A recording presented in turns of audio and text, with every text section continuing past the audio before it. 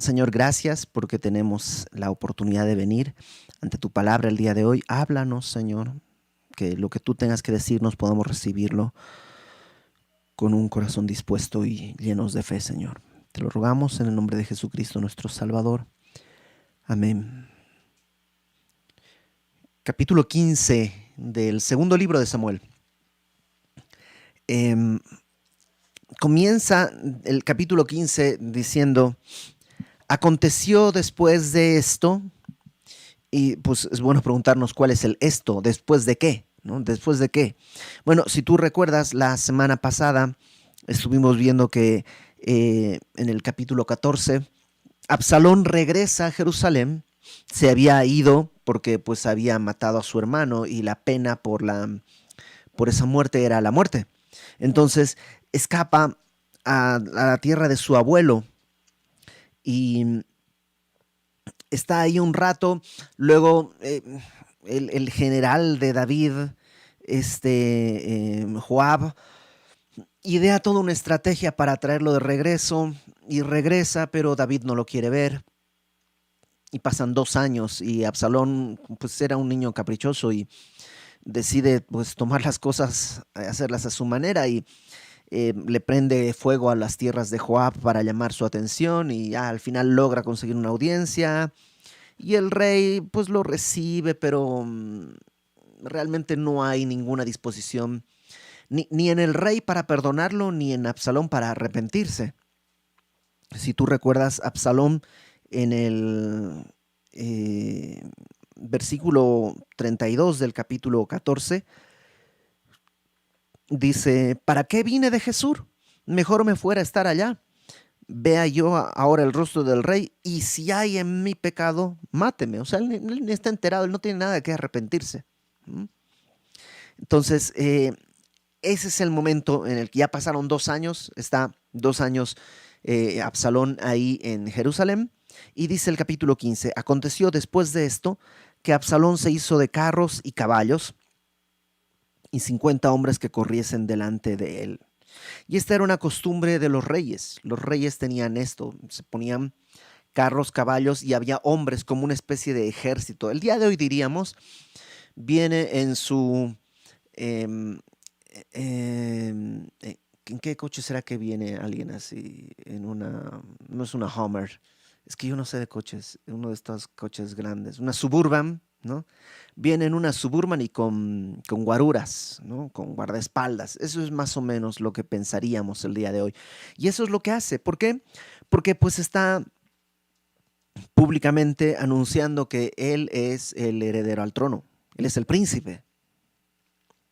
Y efectivamente, él es el príncipe. Y habiendo muerto su hermano, David, bueno, más que la palabra nos muestra que tiene un hermano más, un segundo hermano.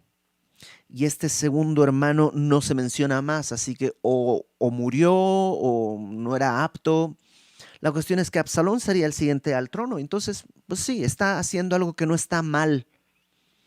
No es algo malo en sí, pero es algo raro, porque no es el rey. Todavía no es el rey. Tal vez va a ser el rey cuando David muera, pero se está anunciando como si fuese el rey. Dice verso 2: y se levantaba Absalón de mañana y se ponía a un lado del camino junto a la puerta. En la puerta de la ciudad era donde se reunían los magistrados, donde se atendían los casos, era el lugar en el que se trataban, digamos, los temas de juicio. En algunos casos incluso el rey iba ahí y atendía personalmente en las horas de la mañana, pero probablemente David, ya por la edad que tiene, por otras ocupaciones, a lo mejor enviaba gente, representantes, nada más. Pero bueno, Absalón se va temprano de mañana ahí a la puerta, y a cualquiera que tenía pleito y venía al rey a juicio, le decía, ¿no? Absalón le llamaba y le decía: ven, ven, ven, ven, ven. ¿De qué ciudad eres? No, pues que soy de Judá, no, pues que soy de tal y tal, tal. Tu siervo es de una de las tribus de Israel. Y entonces Absalón le decía: mira, tus palabras son buenas y justas. O sea, está diciéndole, oh, claro, no, no, no, sí, claro, tienes toda la razón en ese juicio. No, no, todavía no ha investigado nada, no, no sabe la contraparte, pero está diciendo, no, no, claro, tienes toda la razón, sí, mira, tus palabras son buenas y son justas, mas no tienes quien te oiga de parte del rey. O sea, híjole, tú tienes un buen caso, tienes la razón, pero pues no hay nadie de parte del rey que te pueda atender. Qué lástima. Oh. Fíjate el verso 4. Y decía Absalón, ¿quién me pusiera por juez en la tierra para que viniesen a mí todos los que tienen pleito o negocio, que yo les haría justicia? Dime si no es claramente la postura de un político, incluso un político del siglo XXI. No, no, tu caso es correcto, tienes toda la razón. Si yo fuera la autoridad, yo te atendería. Absalón está actuando carnalmente. Y fíjate lo que dice versículo 5. Acontecía que cuando alguno se acercaba para inclinarse a él, porque él es el hijo del rey, entonces se acercaban para inclinarse y besarle la mano probablemente. Dice, cuando uno se acercaba para inclinarse a él, él extendía la mano y lo tomaba y lo besaba. No, no, no, no, no, no, no te arrodilles. Somos hermanos. O sea, sí, soy el hijo del rey, pero somos pueblo, nosotros somos de barrio, nosotros somos iguales. O sea, yo no pertenezco a la aristocracia, yo no, no, no, yo soy de pueblo. Sí o no, pues es político, tal cual, ¿no? De esta manera, verso 6, hacía con todos los israelitas que venían al rey a juicio, y así robaba Absalón el corazón de los de Israel. Y ya entendemos por qué quería presentarse delante del rey. Lo que quería delante del rey era simplemente sacarse la foto, mostrar poner una evidencia de que no, no, no, entre David y yo está todo bien, no, yo no tengo ningún juicio en contra, está todo bien. Y ahora que está todo bien, ahora no solo está todo bien, sino que ando por la calle con mi séquito como si yo fuese el rey. ¿Te acuerdas además que el cuate era guapo, guapo, pero guapísimo? Y no solo eso, sino una melena así, toda bien cuidada. Era un hombre pues carismático, un hombre que tenía todo lo necesario mm, para ganarse el favor y el aprecio de la gente. Y además ahora está junto con ellos. ¿Qué está haciendo Absalón? Está buscando dividir al pueblo. Está buscando ver de qué manera saca una ventaja para sí. Y lamentablemente no es solo Absalón. Hay mucha gente que puede actuar de esta misma manera. Fíjate lo que dice Romanos 16.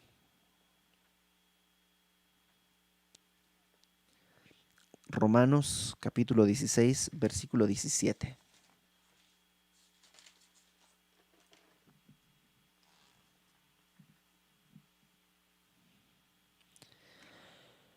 Romanos 16, 17 dice, mas os ruego, hermanos, que os fijéis en los que causan divisiones. O sea, aún dentro de la iglesia hay gente que va a desear causar divisiones. Y uno se preguntaría, ¿pero por qué? ¿Qué ganan? Pues ganan prestigio, ganan honra, ganan aprecio. Eh, y fíjate, 17, os ruego que os fijéis en los que causan divisiones y tropiezos en contra de la doctrina que vosotros habéis aprendido.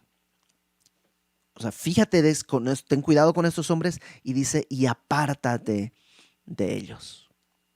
Satanás es astuto, puede engañar a cualquiera, no dice peléate con ellos, no dice, solo dice apártate de ellos. Verso 18. Porque tales personas no sirven a nuestro Señor Jesucristo, sino a sus propios vientres, a sus propios apetitos, ¿no?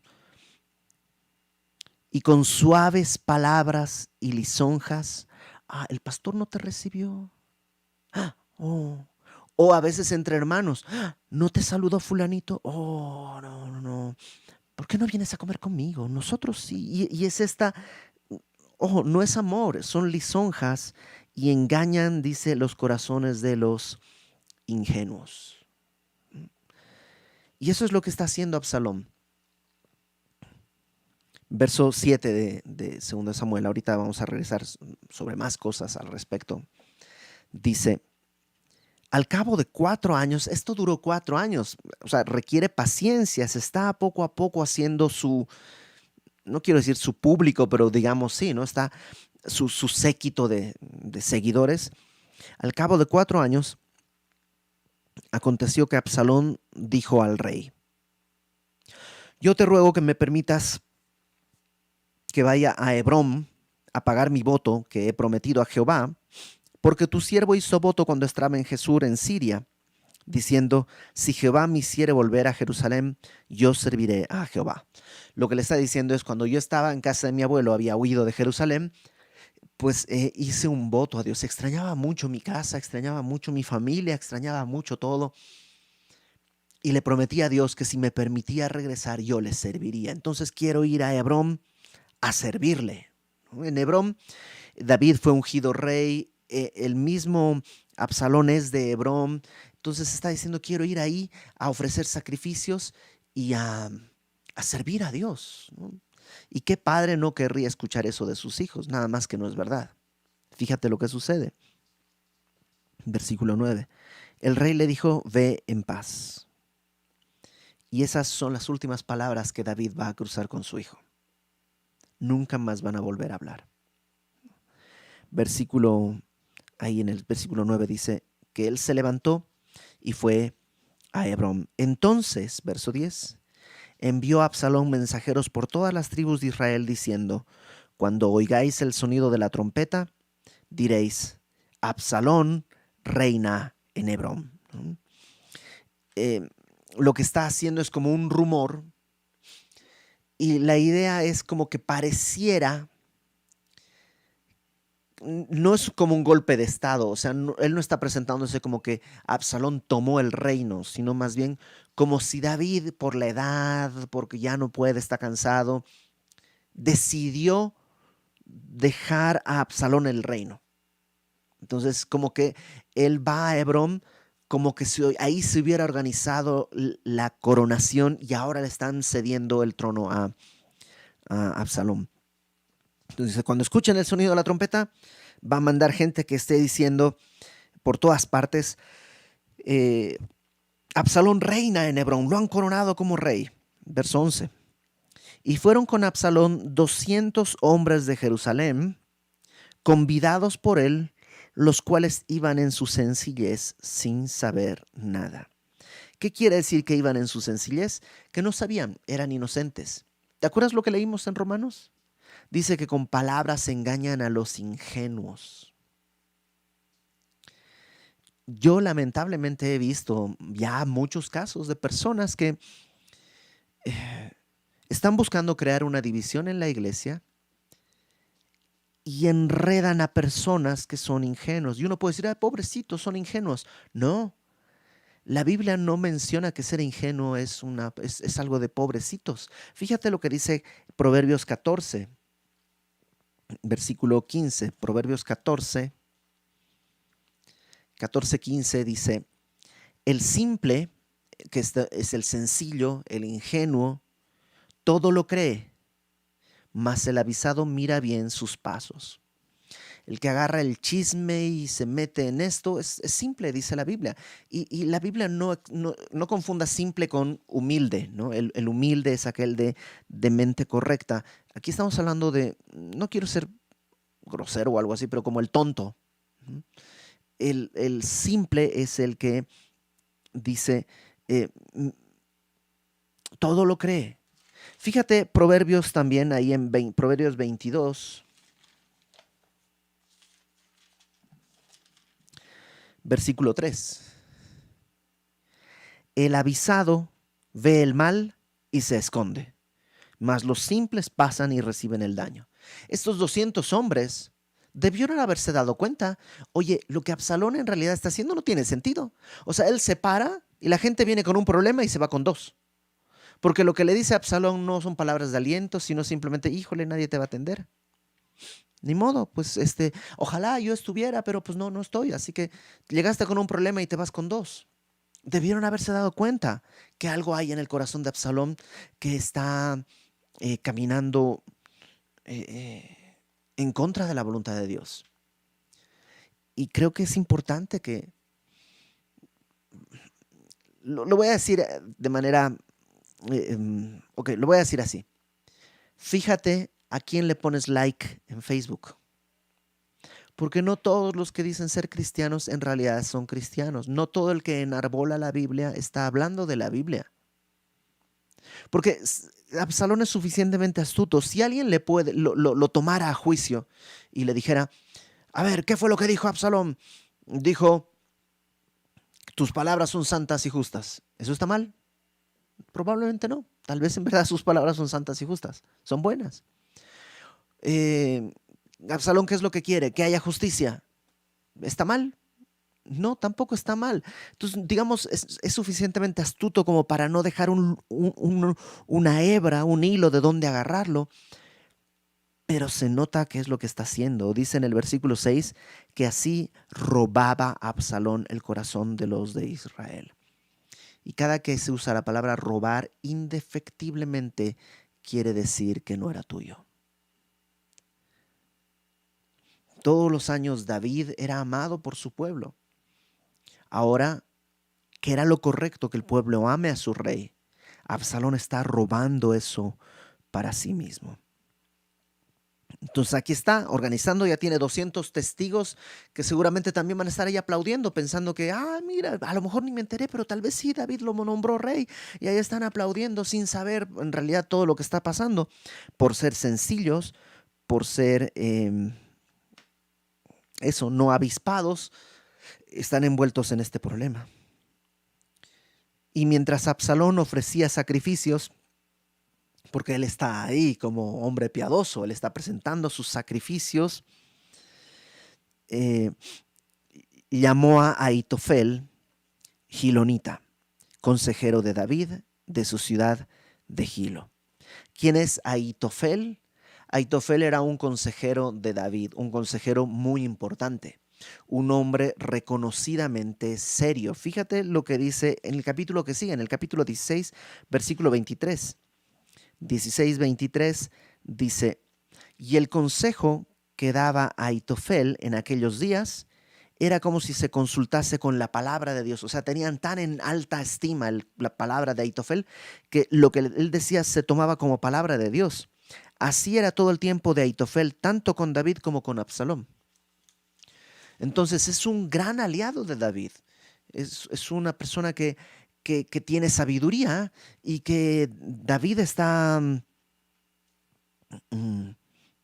pues confiando en él.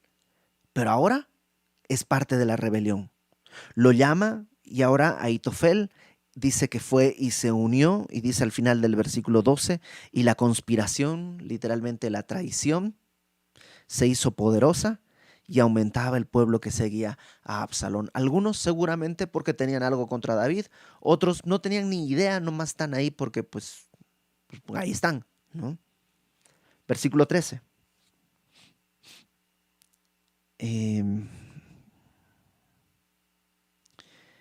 Y un mensajero vino a David diciendo, el corazón de todo Israel se va tras Absalón.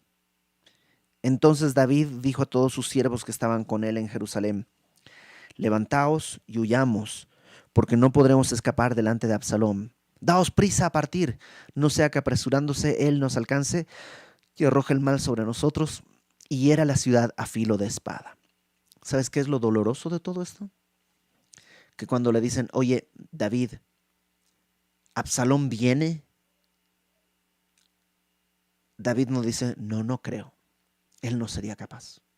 Él, todo lo contrario, él sabe, ok, ¿saben qué? Vamos a salir de aquí, porque si llega nos va a matar a todos. O sea, Absalón es capaz de matarnos a todos. Uno se preguntaría, pues, ¿por qué? ¿Por qué David no peleó? Él es un hombre de guerra. Ha peleado con gigantes, contra ejércitos, contra todo tipo de, de enemigos. ¿Por qué no se levanta a defender? Pues hay muchas razones probables, pero la Biblia nos va a ir revelando en este y en el siguiente capítulo, tiene que ver con que David está confiando en Dios. David sabe que si Dios lo puso como rey, Dios lo va a mantener en el trono. Si él se queda en Jerusalén, probablemente muchos van a morir. Probablemente muchos en la ciudad van a padecer. Así que él dice, vámonos, salgamos de aquí. Si no, van a herir la ciudad a filo de espada. Verso 15. Y los siervos del rey, fíjate cuántas veces aparece la palabra rey aquí, ¿ok? Porque pareciera que nos quiere decir algo, ¿no? Los siervos del rey, que son de David, dijeron al rey, he aquí tus siervos están listos a todo lo que el Señor, nuestro Señor el rey, decida. El rey entonces salió con toda su familia en pos de él y dejó el rey 10 mujeres concubinas para que guardasen la casa. O sea, parece que el escritor nos está queriendo decir, recuerda quién es el rey. El rey es David. Pareciera que Absalón ha tomado el trono, pero no es el rey. El rey es quien Dios decide. Y Dios ha dicho que David es el rey. Un detalle más. Al final del verso 16 dice que el rey David dejó 10 mujeres concubinas para que guardasen la casa. Se fue de su palacio y dejó 10 concubinas. O sea, 10 mujeres que él tenía ahí porque, pues básicamente porque puede. Qué difícil cuando ya el pecado arraigó en su corazón empezar a echar marcha atrás. Por muchas razones. David tuvo varias mujeres, varias esposas, varias concubinas, muchos hijos, por eso fue un padre tan descuidado, por eso uno de sus hijos viola a su hermana, por eso otro de los hijos mata al violador.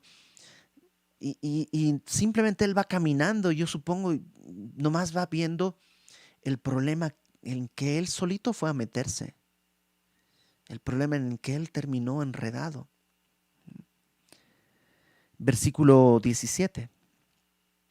Salió pues el rey con todo el pueblo que le seguía y se detuvieron en un lugar distante. Entonces sale el rey con su comitiva, su familia, la gente que lo está acompañando, verso 18, y todos sus siervos pasaban a su lado, con todos los cereteos y peleteos y todos los geteos. Cereteos, peleteos y geteos eran probablemente la guardia personal que tenía David. ¿Y qué quiere decir cereteo, peleteo y geteo? Eran de distintos lugares, no eran judíos, eran de Filistea, eran extranjeros que en algún momento a lo mejor David los contrató para que pelearan con él, o a lo mejor eran personas que habiendo visto en David un gran líder decidieron seguirle. Y ahora que David abandona Jerusalén, los cereteos, los peleteos y los geteos dicen, nosotros también vamos. Porque no se trata de la ciudad, se trata de quién está en la ciudad. Y somos siervos de David, no de Absalón. Entonces dice que los geteos, 600 hombres que habían venido a pie desde Gat, iban delante del rey. Y dijo el rey a Itai, geteo, este es uno de estos, ¿no? ¿Para qué vienes tú también con nosotros? Vuélvete y quédate aquí con el rey. Ojo, David está llamándole rey a Absalón. Él no está peleando el trono. Absalón tomó el trono, hizo una revolución, hizo una traición. Y David dice, ok, bueno, vámonos. Y le dice a Itai, ¿por qué te vienes con nosotros? Mejor quédate con el rey. Porque tú eres extranjero y desterrado también de tu lugar. Ayer viniste y he de hacer hoy que te muevas para ir con nosotros. Es como si le dijera, acabas de llegar, acabas de venir, eres desterrado de tu propia nación, no te vayas de nuevo, quédate, ¿no? No hay pleito contra ti, quédate con el rey. En cuanto a mí, dice David, yo iré a donde pueda ir. Vuélvete tú y haz volver a tus hermanos, y Jehová te muestre amor permanente y fidelidad. Y respondió Itai al rey, este que acaba de llegar, este que podría decir, pues yo no tengo pleito ni con Absalón ni con David, yo nomás estoy envuelto en esto, pero fíjate su respuesta. Vive Dios y vive mi señor el rey, que o para muerte o para vida, Donde mi señor el rey estuviere, allí estará también tu siervo. Es como que David le dice en el versículo 19, ¿no? Quédate con el rey. Y este Itai le contesta, eso voy a hacer. Me voy a quedar con el rey. Pero el rey no es el que está sentado en la silla, en el trono. El rey eres tú, David. Y dice, o muera o viva, yo voy a estar contigo. Qué bonito y qué triste, por otro lado, que David no haya conseguido esa lealtad de sus propios hijos. Que son otros los que están viendo ese valor en David. Sí, yo sé que Absalón tiene sus propios pecados y él dará cuenta de sí. Y supongo que cada uno de nuestros hijos también dará cuenta de sí mismos. Pero que nunca se nos olvide que a quien debemos servir y amar en primer lugar es a nuestros hijos. Que la única mirada que tiene que verdaderamente importarnos es la mirada de Dios en primer lugar y de nuestra familia. Si ganamos el corazón de los demás y perdemos a nuestros hijos, qué triste, ¿no? Y David tiene la lealtad de muchos, pero no de su hijo. Versículo 22. Entonces David dijo a Itai, ven pues y pasa. Y pasó Itai Geteo y todos sus hombres y toda su familia. Y todo el país lloró en alta voz. Pasó luego toda la gente del torrente de Cedrón. Asimismo pasó el rey y todo el pueblo pasó al camino que va al desierto, ¿no? El torrente de Cedrón está ahí a la salida de Jerusalén y están pasando llorando, ¿no? Están llorando no solo porque perdieron el trono o el gobierno, digamos, sino por la manera en la que están sucediendo las cosas. Versículo 24. Y he aquí también iba Sadoc. Sadoc es uno de los sacerdotes. Hay dos sacerdotes que están con David. Y viene el sacerdote Sadoc y con él todos los levitas que llevaban el arca del pacto de Dios. ¿Te acuerdas que en el capítulo 6 David lleva el arca del pacto a Jerusalén? Bueno, ahora está en Jerusalén y de pronto se enteran, Sadoc con los levitas se enteran, el rey está escapando, pues agarran y ponen el arca, la tapan, guardan todo, la meten en los palos estos, vámonos, ¿no? Y empiezan corriendo para alcanzar a David con el arca. Y dice, y asentaron el arca del pacto de Dios, y subió Abiatar, el otro sacerdote, después que todo el pueblo hubo acabado de salir de la ciudad. Están huyendo todos. Pero dijo el rey a Sadoc, vuelve el arca de Dios a la ciudad. ¿Mm? ¿Cómo? ¿No quieres que te acompañe el arca? Y podríamos decir que no. ¿Te acuerdas en el primer libro de Samuel una vez en que hay una guerra y todos dicen, traigan el arca, nos va a dar suerte para la batalla, y pierden la batalla y pierden el arca? David no necesita un amuleto. El arca no es un amuleto. David tiene fe en el Dios del arca, no en el arca de Dios. Entonces, fíjate lo que le dice, deja el arca en la ciudad. Verso 25, allá a la mitad. Si yo hallare gracia ante los ojos de Jehová, él hará que vuelva y me dejará verla y a su tabernáculo. O sea, no me la quiero llevar. Yo la traje para que esté aquí en el centro. Si Dios me da gracia, voy a volver y la voy a ver ahí, pero ese es el lugar del arca.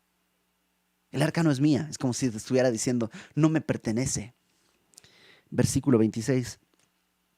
Y si dijere, no me complazco en ti, o sea, si Dios dijere, no me complazco en ti, aquí estoy. Haga de mí lo que bien le pareciere. Si quiere matarme, que me mate. Si quiere que Absalón me alcance, que me alcance. Está bien. Dijo además el rey al sacerdote Sadoc, ¿no eres tú vidente, es decir, profeta? Vuelve en paz a la ciudad, y con vosotros vuestros dos hijos, Ahimaas tu hijo y Jonatán, hijo de Abiatar, ¿no? Los hijos de los sacerdotes también ya estaban en una edad suficiente como para confiarles cosas. Entonces, vuélvanse ustedes, Sadoc, Abiatar y sus hijos. Mirad, verso 28, yo me detendré en los vados del desierto hasta que venga respuesta de vosotros que me dé aviso. O sea, yo me estoy yendo y en los vados del desierto ahí me voy a detener y tú me envías un aviso a ver qué es lo que pasó. Entonces Sadoc y Abiatar volvieron el arca de Dios a Jerusalén y se quedaron allá. Y David, verso 30, subió la cuesta de los olivos, ese es el monte de los olivos, y la subió llorando, llevando la cabeza cubierta y los pies descalzos. También todo el pueblo que tenía consigo cubrió cada uno su cabeza e iban llorando mientras subían. El dolor de David es enorme, va subiendo el monte de los olivos. Todo el pueblo, dice también, iba llorando, verso 31.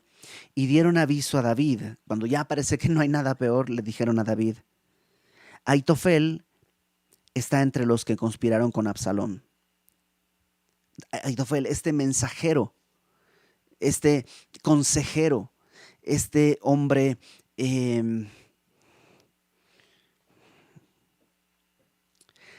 que David amaba, le dicen, es parte de la rebelión con Absalón.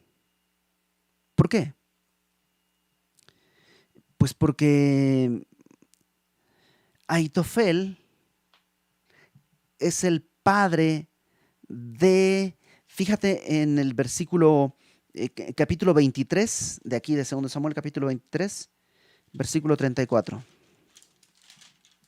23, 34. Elifelet, hijo de Ahasbai, hijo de Maaca. Eliam, hijo de Ahitofel, gilonita. ¿Ok? Entonces, Ahitofel tuvo un hijo que se llamaba Eliam. Ahora, acompáñame, por favor, a 2 Samuel, capítulo 11. Capítulo 11, versículo 3. Envió David a preguntar por aquella mujer y le dijeron: aquella es Betsabé, hija de Eliam, mujer de Urías Eteo. O sea, Ahitofel es el abuelo de Betsabé. Y seguramente sabía todo lo que hizo David. Sabemos que David se arrepintió de tomar una mujer que era ajena, de mandar a matar a su esposo, a Urías Eteo, que dicho sea de paso, cuando lleguemos al capítulo 23, veremos que también estaba entre los hombres cercanos de David. O sea, David no mató a un desconocido, sino a un amigo. Y probablemente Ahitofel pues se sintió muy dolido. Probablemente David nunca habló con él. Probablemente nunca se acercó a decirle: Ahitofel, deshonré a tu familia, deshonré a tu hija, asesiné a tu yerno. Tal vez nunca lo hizo. Y Ahitofel se empezó a llenar de rencor y de amargura. Y no sé, yo supongo que de cierta manera es comprensible, pero no justificable que tenga todo ese dolor. El problema de Ahitofel es que no llevó ese dolor al Señor. Lo guardó y en su corazón fue haciéndose amargura, amargura, amargura, y por alrededor de 15 años ha estado esperando este momento.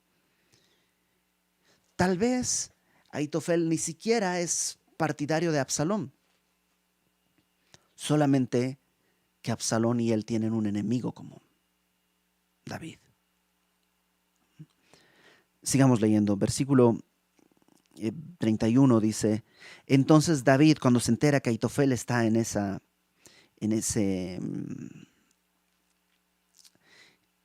problema, en la conspiración, David dice: entorpece ahora, oh Jehová, el consejo de Ahitofel.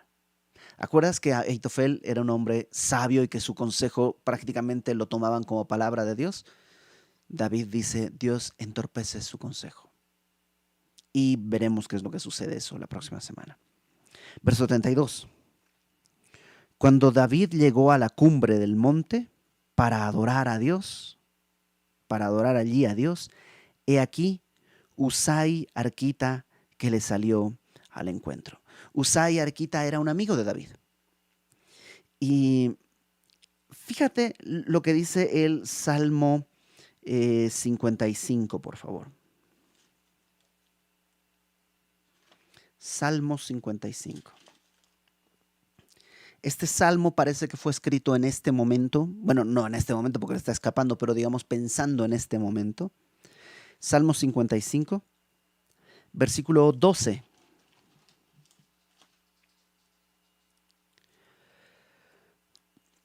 Porque no me afrentó un enemigo, lo cual habría soportado. Está haciendo referencia a Aitofel. No me afrentó un enemigo, porque lo habría soportado. Ni se alzó contra mí el que me aborrecía, porque me hubiera ocultado de él. Sino tú, hombre, al parecer íntimo mío, mi guía, mi familiar, que juntos comunicábamos dulcemente los secretos y andábamos en amistad en la casa de Dios. ¿No? O sea, ese es el dolor de David por la traición de Aitofel. Ahora, ahí mismo en el Salmo 55, fíjate el versículo 16, ¿qué es lo que hace? En cuanto a mí, a Dios clamaré y Jehová me salvará. Tarde y mañana y mediodía oraré y clamaré y él oirá mi voz. Él redimirá en paz mi alma de la guerra contra mí, aunque contra mí haya muchos. Dios oirá y los quebrantará luego, el que permanece desde la antigüedad, por cuanto no cambian ni temen a Dios. O sea, lo que está diciendo es, qué dolor que alguien tan cercano me traicione, pero sé que Dios es fiel y a Dios voy a adorar. Y acá, si regresamos al segundo libro de Samuel, capítulo 15, lo que vemos es que David sube al monte y lo que hace es adorar. Adora a Dios. Y está alabando al Señor. Y está diciéndole, Señor, tú eres digno, solo en ti voy a confiar.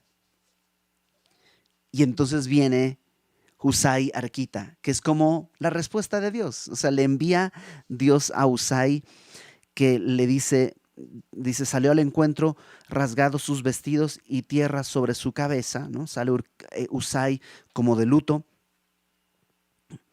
Verso 33, y le dijo David, si pasares conmigo me serás carga. O sea, Husai, no me sigas. Ya tengo mucha gente, mientras más gente somos, más difícil movernos, ya no me sigas. Mas, si volvieres a la ciudad y dijeres a Absalón, rey, yo seré tu siervo como hasta aquí he sido siervo de tu padre, así seré ahora siervo tuyo. Entonces, si tú vas y le dices rey, de entrada eso a Absalón le va a hacer, ya soy el rey. Tú dile rey, dile que vas a ser tu siervo, y dice, entonces tú harás nulo el consejo de Aitofel. Tú eres el que puede dar el contrapeso al consejo que Aitofel va a dar, porque sabemos que Aitofel es un hombre sabio. Si Absalón le hace caso, nos va a hacer pedazos. Verso 35. ¿No estarán allí contigo los sacerdotes Sadoc y Abiatar? O sea, no va solo. ¿Te acuerdas los sacerdotes que los devolvió? Ahí van a estar. Y sus hijos, ¿te acuerdas que son los dos sacerdotes y sus hijos? Y ahora tú también, Husai, ve. Por tanto, todo lo que oyeres en la casa del rey, porque necesita alguien en palacio. Los sacerdotes no están en el palacio. Entonces, todo lo que oyes en la casa del rey se lo comunicarás a los sacerdotes a Sadoc y Abiatar. Y he aquí que están con ellos sus dos hijos, Ahimaas el de Sadoc, Jonatán el de Abiatar. Por medio de ellos me enviaréis aviso de todo lo que oyereis. Así vino Husai, amigo de David, a la ciudad, y Absalón entró en Jerusalén. Y David es legítimamente el rey, pero no está aferrado al trono. David sabe que probablemente todo esto es consecuencia de su pecado y que por ello tiene que confiar en Dios. Y no es él quien va a aferrarse, sino que va a esperar que Dios haga la obra. ¿Sabes cómo puede tener esa confianza? Porque en verdad hubo arrepentimiento y está seguro del perdón de Dios. Dios es suficientemente misericordioso para perdonarnos. El gran problema es que cuando no hay arrepentimiento genuino, uno de los primeros frutos es la desconfianza de Dios. Nuestra propia conciencia nos demanda y Dios, aunque Él está dispuesto a perdonar, nosotros no podemos acercarnos. Veo aquí varios personajes. Veo a Absalón como un hombre que trae división. Aguas, porque todos somos Absalón, o sea, todos podemos ser Absalones. No me saludó este hermano. Pues ¿sabes qué? Voy a empezar a decirle a la gente, oye, ¿a ti también te saludó fulanito? ¿No te saludó? Oye, ¿a ti no te saludó perenganito? No, ¿cómo? Oye, ¿viste? Y empezamos a, en vez de tratar en mi corazón lo que tenga que tener, a lo mejor es envidia, a lo mejor es que fulanito no tiene amor, ¿ok? Y entonces, ¿cuál será la respuesta? Probablemente amarle. ¿No te parece? Esa sería la solución. Empezar a decirle a los demás que fulanito no tiene amor, no le ayuda, ni le bendice, ni le exhorta, ni le anima. Nomás es el resultado de mi carne, el resultado de mi propio pecado. Aguas, no seas Absalón. Que Dios nos guarde traer división, que nos guarde de traer división a la iglesia. Generar desconfianza de unos con otros. Hablar mal de alguien en la iglesia provoca eso, porque pues estás formando una imagen en alguien, ¿no? Voy a hablar mal de mi amigo A. Y a partir de ahora B piensa de mi amigo A lo que yo le dije. Y ya está creada esa imagen. La primera impresión suele ser muy fuerte. Entonces, si yo le hablo de eso así a alguien, puedo destruir una iglesia, una familia, un grupo de amigos. No seas de los que buscan, decíamos, ¿te acuerdas en Romanos? Aquellos que sirven a su propio vientre. Sirve al Señor. Sirve al Señor. Fíjate lo que dice Tito. Tito capítulo 3.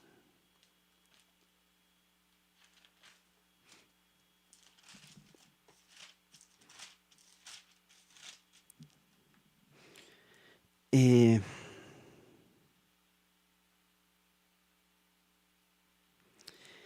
versículo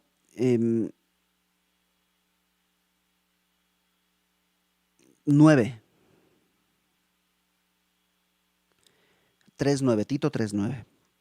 Pero evita las cuestiones necias, genealogías, contenciones, discusiones acerca de la ley, porque son vanas y sin provecho. Evita estas cosas. Al hombre que cause divisiones, después de una y otra amonestación, deséchalo, sabiendo que el tal se ha pervertido y peca y está condenado por su propio juicio. Cuando alguien está buscando dividir una iglesia, dice Pablo, se ha pervertido. ¿Qué quiere decir dividir una iglesia? Simplemente poner en contra unos de otros. No sé, yo supongo que si un día me parece que en una iglesia en la que esté no estoy de acuerdo, yo supongo que agarro mis cosas y me voy a donde Dios me dirija. Yo no soy llamado a dividir la iglesia. Aguas con que seamos Absalones. Otro personaje que aparece aquí es Ahitofel. Ahitofel lleva 15 años abrazando un dolor, un pecado que no era suyo. En verdad, él no pecó, pecaron contra él y contra su familia. David lo hizo, pero Dios ya está tomando las cartas en el asunto. Dios ya está encargándose de David, pero no como Ahitofel querría. Probablemente Ahitofel querría ver a David sufriendo y colgado y muerto, y esta sed de venganza está produciendo amargura en el corazón de Ahitofel. Y esa amargura lo va a llevar hasta la muerte. Si alguien ha pecado contra ti, entrégaselo al Señor, que Dios juzgue. Y estoy hablando en términos humanos, ¿ok? Si tú eres juez, si eres como autoridad, eres juez, no puedes hacer eso, ¿no? Si eres juez, tienes que llevar a cabo las diligencias y traer la justicia como tiene que serse. No estoy hablando en términos institucionales, sino entre hermanos. ¿Sabes qué? Cuando alguien pecó contra ti, ya, échalo, está pagado, Cristo lo pagó. Aunque lo que te hubieran hecho es digno de muerte, alguien ya murió. No demandemos más, porque eso va a terminar llevándote a ti a la tumba. Aguas con la amargura. Aguas con la amargura. Y el otro personaje que vemos, evidentemente, es David. David no ha sido un buen padre. David ha vivido una época en pecado, pero ahora está caminando con el Señor. Y lo sabemos porque mientras va subiendo al monte, en realidad él va descendiendo en su orgullo. Y él va llorando y va pensando, probablemente esto es mi culpa. Señor, lo pongo en tus manos. Si tú quieres que vuelva a ver, no Jerusalén, el arca en su tabernáculo. No me voy a llevar el arca. Yo no soy el rey porque se me ocurre. El arca representaba la presencia de Dios. Yo no me la voy a llevar, no me pertenece. Yo espero estar donde Dios esté, no arrebatarlo para llevarlo donde yo quiera ir. Entonces David va caminando en humildad, en humillación, confiando en Dios. Entonces puede ser Absalón, puede ser Aitofel, o podemos tratar de ser David con la ayuda del Espíritu. Que la amargura no arrebate el gozo de nuestros corazones. Vamos a orar. Señor, gracias porque pues si hay alguien que podría estar amargado por lo que le hicimos, eres tú. Pero tú caminaste hasta la cruz. Dice la palabra que tú fuiste ungido con óleo de alegría más que cualquiera de los demás de los compañeros. Tú no amargaste tu existencia, sino que fuiste a la cruz y con tu sangre, con tu dolor, pagaste por nuestro pecado. Ayúdanos a hacer eso, Señor, por nuestros hermanos, por nuestra familia, por aquellos que han pecado contra nosotros. Aun si es a costa nuestra, ayúdanos a perdonar, a soltar, a amar como tú lo has hecho. Nunca permitas, Señor, que seamos un motivo de división dentro de la familia o dentro de la iglesia, que fracturemos las relaciones de unos con otros, sino permítenos como David subir a tu monte, descendiendo en nuestro orgullo, agachando la cabeza, y que hagas tú según lo que tú quieras. Te lo pedimos en el nombre de Jesús, nuestro Salvador. Amén.